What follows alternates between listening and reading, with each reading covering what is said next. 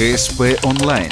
Городские новости сейчас. Понедельник, 12:00. Совещание по тотальному диктанту. Присутствуют организаторы всех городских площадок. Акция всемирная. В прошлом году объединила 58 стран. В Ухте же проводится в 3-й раз. Организаторы подчеркивают, это не просто диктант. Это настоящий праздник грамотности. Одно из самых массовых мероприятий. Год назад акция собрала 361 участника. А это в 2 раза больше, чем в позапрошлом году. В этом году мы надеемся, что количество участников уже будет превышать 500. Сейчас мы только будем проговаривать рабочие моменты.